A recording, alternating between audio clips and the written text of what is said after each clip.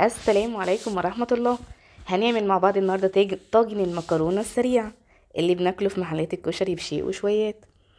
عندي هنا لحمة مفرومة معصجة قسميها نصين، في سبايسي بالفلفل والهريسة وفي العادية، كيس مكرونة مكعب، مرقة دجاج، صلصة طماطم هنبدأ نشتغل فيها، معلقتين زيت هنشوح فيهم الثوم، هننزل عليهم بكيس الصلصة، بعديها عصير الطماطم هناخدها غلوة واحدة بس عشان احنا محتاجين الطماطم تكون خفيفة.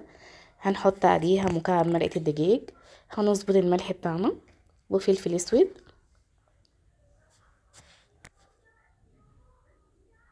في الفترة دي هي تاخد دقيقة او دقيقتين على النار. هنحضر القالب البايركس بتاعنا، هنحط فيه معلقة زيت من تحت، هنحط النص اللحمة المفرومة المعصجة اللي مش سبايسي، والجنب التاني اللي هي سبايسي بالفلفل والهريسة. هننزل عليهم بالمكرونة زي ما هي نية مش بنسلقها، ده سر المحلات بقى. هننزل عليها بالصلصة زي ما احنا شايفينها خفيفة كده، هنغطيها بالصلصة كويس.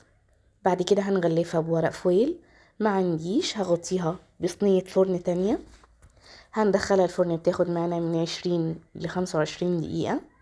بعد ما نخرجها بنسيبها دقيقتين بنفس القلبة بتاعت القالب كده علشان تكون متماسكة، دقيقة بالظبط وبنعريها. ناخد بالنا من حرارة الاكل وهو طالع على ايدينا، لان الحرارة كلها بتطلع على الايد وانتي بترفعي القالب. بس كده قطعنا عيش مربعات بالمقص وقليناه في الزيت علشان نحس ان احنا فعلا كلنا الاكل بره البيت. ايه رأيكم في طاجن المكرونة بتاعتنا؟